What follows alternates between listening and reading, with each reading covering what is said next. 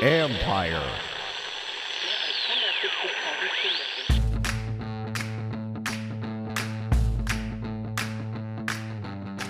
Hello and welcome to my podcast. Do me a favor, subscribe to the John Com Report. Wherever you get your podcast, you watch it on YouTube, hit that like button, hit that subscribe button.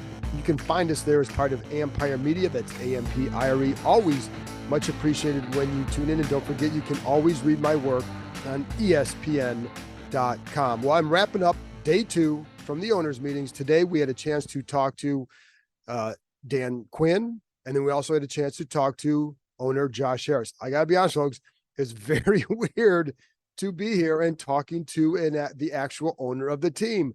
It has not happened to me before coming to the owners meeting. So it was a new experience we spent about 11, 12 minutes with Josh Harris, and then also going to the Roger Goodell press conference. And JP Finley and I were kind of joking, like, it kind of hustled to get into that press conference. Like last year, went to a few of these meetings and you have to scramble in there, get there, because here comes Goodell, and we're going to talk about the ownership. And you realize don't have to worry about that this year. So it's kind of nice not to have to ask any questions about investigations, congressional, by the league. And it was nice not to have to hear about an update on the sale. Is it done yet? Is it out? Where's it at? What are your thoughts on Dan Snyder? All that is over. And today kind of highlighted that. And just the change in the organization has been felt over the last couple of days, talking to Adam Peters, talking to Dan Quinn, talking to Josh Harris, the energy that comes from them when they're discussing what they've accomplished so far. And really what they've accomplished so far is just a step-by-step process, right? They built their staff. They're in the process of still developing their, who they're going to be on offense and defense, et cetera. And then also the free agent signings, and now the preparations for the draft. So, on the field, they've accomplished nothing. They know that, but I do think there's a different energy that flows from them. And I think you can feel it when you are around them. And it is definitely the most professional operation they've had probably since 1999. And you can guess why. But there's just such a big time change of pace. And I think the league is enjoying, as someone told me yesterday, there's a big honeymoon for the league with Josh Harris because of the guy he replaced.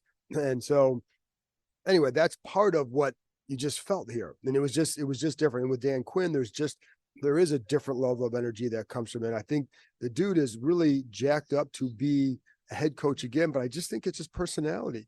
I think a lot of that, there's a lot of energy. And it's funny because we had the owner's breakfast, the coach's breakfast on Tuesday morning. And, I joked to somebody, I'm like, I've got to get there early, and it's supposed to start at 7:45. I've got to get there early because I've got a coach who is going to be early. This is the guy that he gets up early. He's got energy and all that. Sure enough, he showed up 8 minutes early, and he also had to stop a little bit early, but he showed up 8 minutes early. So you have to be early with Dan Quinn.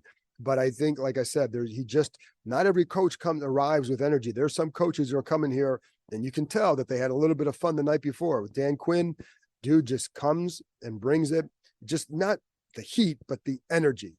And I think that's an important trait. And energy alone is not going to turn a franchise around. It's got to be the coordination between Peters and Quinn, Harris, Peters, and Quinn. That's what matters most. But when you do have guys, sorry about that, I dropped my notepad. When you do have guys with energy, though, it does lead to just, I think, a better vibe overall. And I think people there can absolutely feel it. And again, when you're around these people, you can absolutely feel it. Now, Peters, it's funny because this is the first time he's had to do this stuff. And I think you don't really know what you're getting into with these interviews and all that. And when you're at the combine, these big podium interviews, well, here for him, it's in a little room and it's just local reporters. It's a much more relaxed setting. And I think you start to see guys getting more and more relaxed in their roles. And I think that, so what that means, I don't know. Because what matters, who they draft at number 2 and the quarterback he gets. But as they've all pointed out, and I'm going to get into a minute about what we heard, what Dan Quinn talked about today, what Josh Harris talked about today. But one thing that was clear when you'd ask him about the number 2 pick, whether it was Quinn or even Josh Harris, they would bring up the fact that they have a lot of picks in their top 100.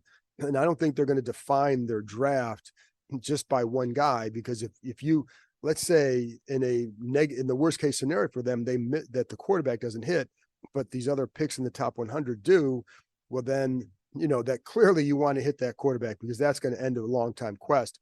But I think what their point is that they have other guys who can make contributions too and can make in some immediate contributions as well. Now, of course, as even Josh Harris said, that with the quarterback, that they can have a big impact. So nobody's going to shortchange that aspect of it. But I think they also don't want just all the focus on one pick, because they do have a lot, and they do have a lot of high picks that can help turn this franchise around. Anyways, so let's get to some highlights from Dan Quinn.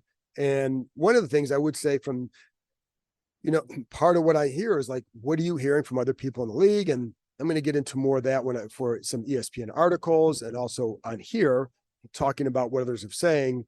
But I will say, like, Jaden Daniels is a popular guy. And, I'll say that, like, there are a lot of people who like what he can do. Now, not that they don't have questions, because there are, every quarterback has them. But I will say Jaden Daniels is a popular guy.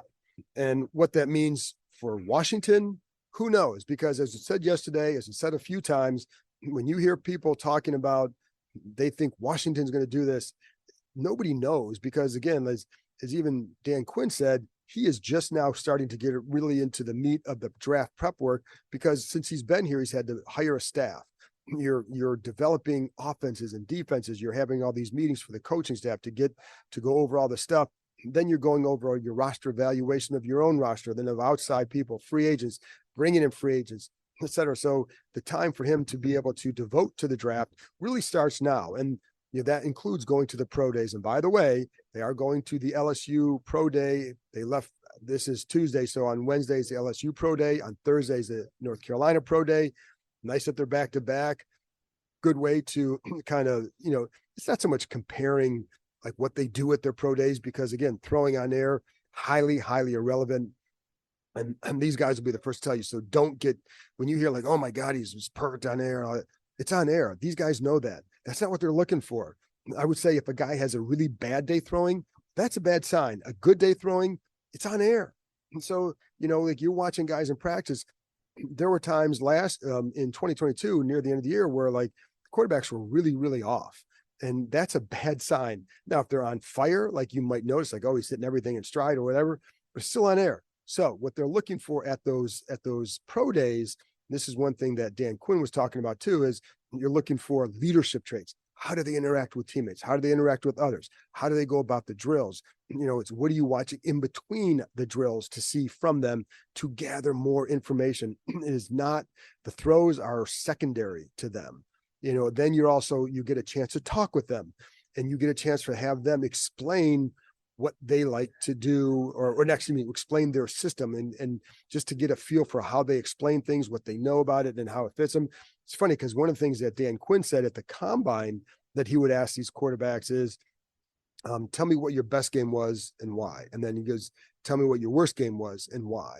And it's not about him going back to watch that game. He can watch the tape and evaluate for himself, but he wants to hear the explanation. So that's where you get to start to learn about the guy and what kind of information that, why did they have a bad game? Was it on them? Was it something they did? Are they going to blame others? What made it a good game? And it could be, and so I think you learn a lot from them in the way they relay that information to them. Again, Quinn doesn't go back and watch those games, but he does process the answers as to why.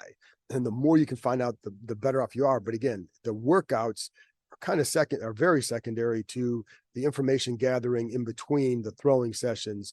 And, I know when Baker Mayfield was at Oklahoma, one of the reasons that the Browns were attracted to him is the way teammates responded to him when he when he walked through the doors. Little things like that goes a long way. That's why when people say, oh, I think they're doing this. No, this is a think. Everybody can think they're going to do something, but to think they know would just be inaccurate, because you need to go through this process.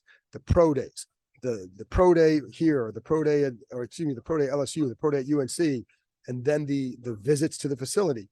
Until you get through that, you may have guys that, like, I know, listen, I talk to other coaches too. Like, there are guys that definitely like, and they definitely have thoughts on Jaden Daniels, and some of them have not scouted all of them. but what they've seen of the kid, they really like. But the point is, like, they have an idea of what it, but they're not making the decision to draft him. They're just analyzing guys that they've watched. But when you're still in it, like, it's hard to settle on a guy at this stage without the rest of the information. I mean, you can have a guy that you're like, you know what, this is a guy I really like. Now, they're not going to tell us that at this point, but you may have a guy you really like, but you want to make sure you go through the process to either confirm what you know or what you feel, or to maybe, but if you, again, I said this yesterday, if you went into this process and you're like, oh my God, I love Jaden Daniels, and then he doesn't do something at these pro days or does something that raised some red flags, but you're so settled on them, but you just picked up this information, how do you process it? You try to have to kind of take it slower than that. So that way you're not, you don't miss something in the process. And so that's where they are. But anyways, you already knew that. So let's go on. Trades, free agents, quarterbacks, and all kinds of adventures await the Commanders this offseason. Looking for an adventure of your own? The Adventure Park at Sandy Spring has you covered. The country's largest ropes course and zipline park, located in Montgomery County, Maryland, is now open. Named Best Amusement Park and Climbing Destination in the DMV 2 years in a row, the Adventure Park at Sandy Spring is perfect for birthdays, corporate outings, groups, and families. With challenges anywhere from beginner to expert, there is something for all skill levels. Anytime you're thinking about reaching new heights, make sure you know before you go.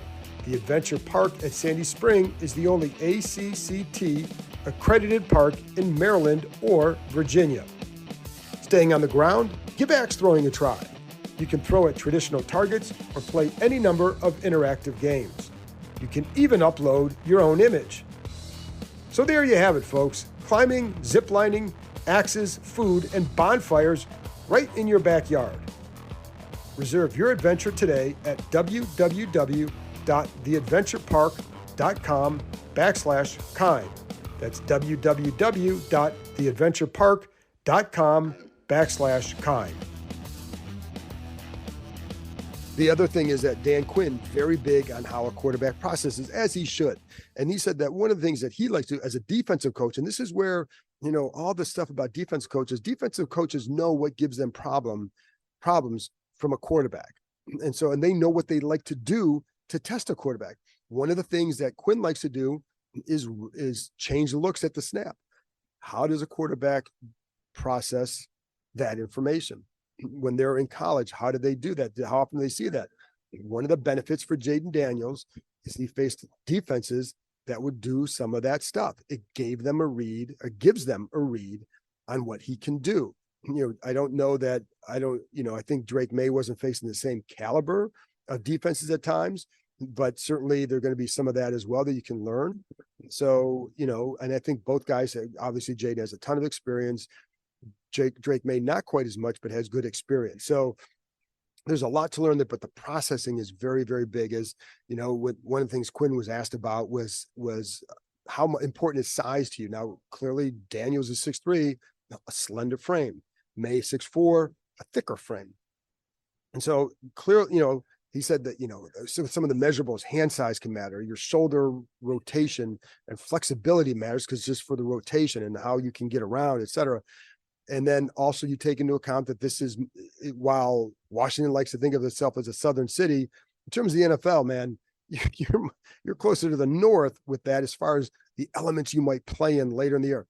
Not always as bad as like New York or certainly New England or even Philly, but it's certainly not going to be as like a Miami or Tampa Bay or even Carolina. So so he will take that into account. But as he said, the biggest thing is basically up here, your brain. And how the quarterback thinks the game and how his brain works is a big deal. And, so I think, and I'm going to have more on this beyond today, talking about these quarterbacks, because you pick up a lot of things here and talking to guys that I've known for a while. So, that's something we'll get into a little bit more later. But that's some of the highlights from that. And also, like, when you're in the pocket, how do you process in the pocket? And how do you react when the pocket breaks down? Do you panic? Do you, are you throwing the ball away? Are you trying to play, as he told me, like, are you putting your cape on and basically trying to play hero ball? And so I think there's a lot of things. And when, if you run, when are you running? Are you you run, you drop back, first read not there, go. Well, that's not Jaden Daniels. And so, and then with Drake May, there definitely is like, as Dave said, they like his athleticism, certainly has enough athleticism, enough mobility to operate in this modern, the way they would want. So that's, people who think that's a knock on him are just wrong. And his arm is very, very, he has the better arm. So that's something that you look at as well. And then it's, if there's a sack, and like I even asked about analytics, how much do you use analytics? And I think they use it to a point. It is not an end all be all with them, because the film is going to tell you again, that pressure to sack ratio can be a very helpful telling stat, but you have to look at why. Why is a guy getting sacked? And when you watch, I keep going back to Daniels because I watch a lot more of him, but when you watch him getting sacked, it's not always because he's holding the ball for 3 or 4 seconds. That's just not the case. And with May, how do you react? Like there are times you see him in the pocket where he slides with good mobility and gets the ball over the middle, some good Sunday type throws. I think one of the questions that I talked to someone about with May was just the style of the offense he was in, and they changed coordinators and they felt like the system was better for him the year before than it was this year. So again, I'll explore all that down the road. Those are some of the things that jump out. And then the other thing too, and this is one of the things I'm going to write a little bit about for ESPN, and I'm going to talk about this more in future podcasts, but is building a strong system or building a strong support system around the quarterback. Sounds basic, right? We heard that a lot last year about, well, you got to build a roster, but I think what they've done is they're actually doing it. And it starts with, it's alleviating pressure. They're not going to sit there and have, now some quarterbacks may be ready to come in. I talked to some coaches here who would say that, like some quarterbacks can come in and they can handle more. They can handle being put in a position where you've got to throw a little bit more than maybe another rookie might want to do it. I don't think this group's going to have whomever whether it's May, whether it's Daniels, and whether they trade back, get McCarthy, whatever it is. They're not going to have them drop back 70% of the time, not unless they're losing every game big in the second quarter. Because what Quinn believes in is strong run game, strong defense around them, taking the ball away, giving the offense some easier opportunities. This defense did not take the ball away well the last couple of years. Even when they had some good statistical years, they weren't taking the ball away. So that's another way you can help a young quarterback. So there are ways to do that. And the offensive line, that Tyler Biadasz, veteran center. I think that was, and I told you this before, like that was one of a key signing, just because you don't want to, it's much better to pair a rookie quarterback with a veteran center to help with protection, and there's a good run blocker. And I think Allegretti, a good run blocker. So that's where you start to build the run game. I think there's much more of a vision and a plan for how they want to build the support system around the quarterback. A lot of coaches that in this building have worked with them. Now that can be really good because you have a lot of experience, but as long as they're not tripping over each other or telling them different things, then you're okay. But I think that's part of that ecosystem around the quarterback that can help them develop and grow. I think there's just much more of a plan for doing it. It's not a, hey, here's our theme for this year with it. It is this is what we see. This is how we're going to build it. And this is why.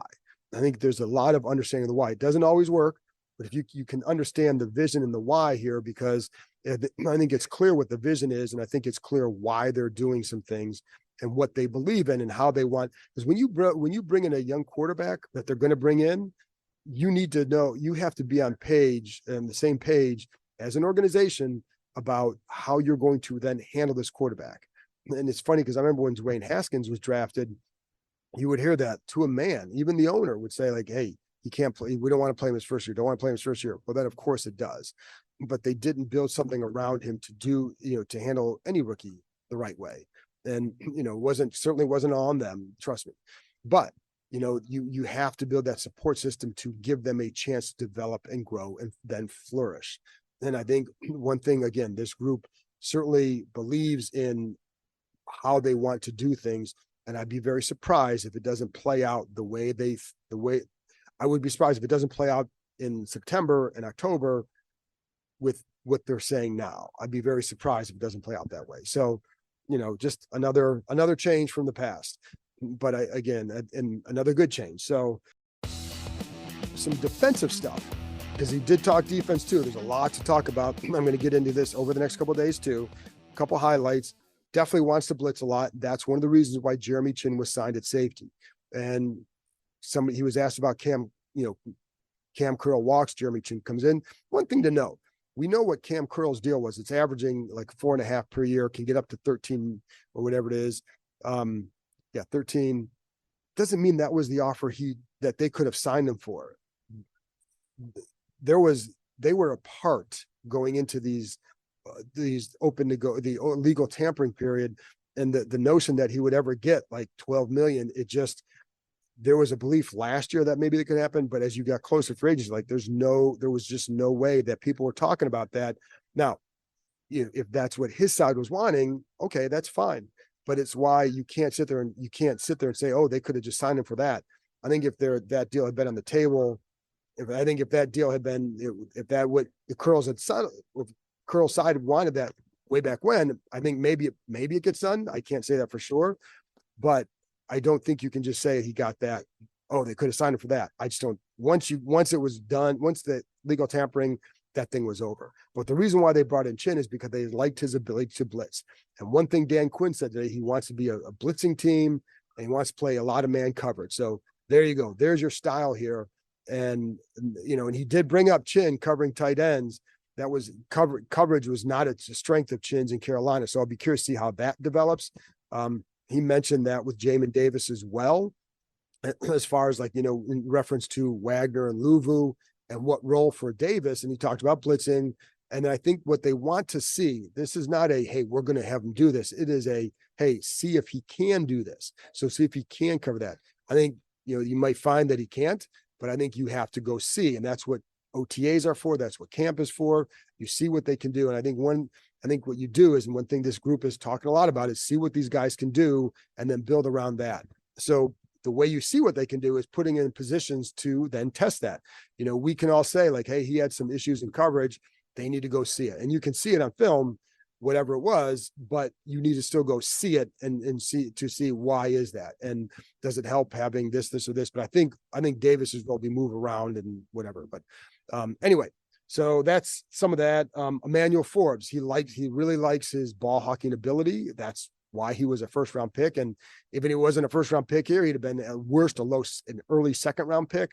Ability to track the ball, but he's as Quinn said, that's his superpower.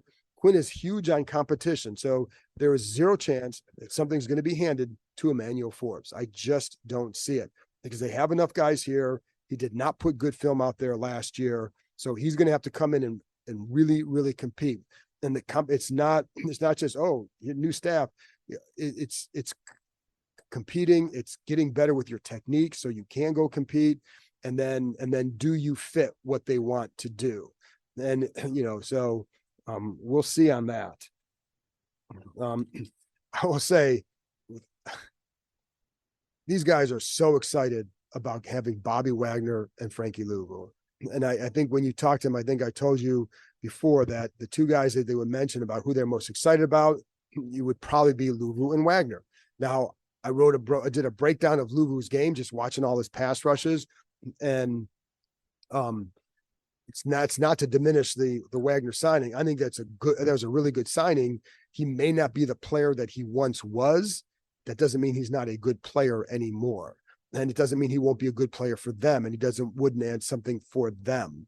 And I think that's where they know who this guy is and what he's about, but they get there's a little twinkle in their eye when they talk about both those guys. I think with Louvu, somebody told me they thought he was a very much an underrated signing. So there you go. But with Wagner, one of the things with Louvu, energy, there's just a ton of energy and just really getting started as far as what he can do. With Wagner, a lot of it was that as Quinn said, he's as skilled a player as you're going to find.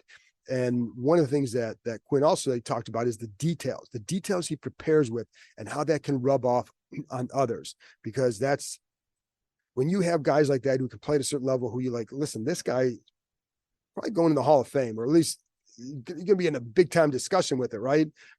How did he get there? It's through this detailed preparation. So that stuff rubs off. And a guy we'll see how Davis taps into that. I could guarantee you that a guy like Louvu is going to really, really take advantage of being around a guy like that. And by the way, one of the things that Quinn said about Louvu, He's an impact hitter, and we need impact hitters. So there you go. But anyway, so that's some of the wrap up. I'm going to get into more of what, some more deeper discussions on some of these topics. But now I'm going to finish up with Josh Harris, because we did talk to Josh Harris. And like I said, that's a rarity of these meetings. The last time I talked to Dan Snyder at an owners meeting was 2017. Yes, it was 2017. They put Cousins on the tag again. And I remember bumping into him in the hallway, and he was walking with his little, Bruce Allen, whomever. And I stopped him in the hallway. I said, "Hey, you got a minute?" Wanted to ask him about Cousins, because there was nothing scheduled to talk to Dan. He, as you know, he didn't talk to the media a lot, but I took a shot, and he stopped, and I thought he was actually going to talk, because I was like, want to ask about Kirk Cousins. And then but he's like, I don't want to talk to you and not talk to the others. So he didn't talk to anybody, but he did walk away saying, we're going to keep him.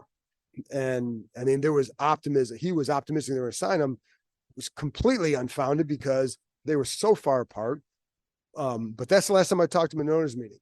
And that was it. So to talk to Harris today was refreshing, to have an owner that can speak on topics and is not afraid to address questions, and basically you guys get an update on the team and things going on through the owner. And what happens is too often in the past, you'd have situations where guys were traveling out of their lane. And so messages would be just botched. They would go and sign Reuben Foster or claim Reuben Foster and do things. Bruce Allen needs to come out and talk about that, because that's your decision. They would send Doug Williams out there. Doug's a great guy, but you need to hear from Bruce Allen. And so sometimes the messages gets maybe it gets lost, or it gets, not said as well, whatever. And, the owner needs to come out and say something about this topic. And you have a situation now where this is what it is, right? Dan Quinn knows what Adam Peters' role is. Adam Peters knows what his role is, and Josh Harris knows what he needs to talk about. Josh Harris isn't going to talk about, oh, we need to get this player and that player. He'll talk about the process. He'll talk about, they like what he liked what they've done. I asked him about sitting in on the meetings at the combine and how educational it was for him. And he said it was very educational. He hadn't been part of the process. He wanted to go through it, and he learned. So, that's the stuff, that's his lane. And he knows that he said the quarterback can have a big impact. We all know that. But he talked about the stadium. He was asked about the stadium site, where that's at. Nothing really has changed since I last talked about this on here. There with the RFK stuff, it's now we're still waiting. It's got to go past Congress, still get through Congress. And then you have the monumental situation in Virginia and with Ted Leonsis. Got to see what happens there. And he did say they are in deep discussions with Maryland. So he was asked, well, what does that mean? And he kind of was a little bit more vague after that. But what I do know is if Leonsis doesn't go to Virginia, which clearly doesn't look like it's happening now, what's Virginia's appetite to lure a team over here? Doesn't seem to be too huge. So then with the district, what happens there? Because you have the Wizards and the Caps. Are they going back there? What happens then with the Commanders?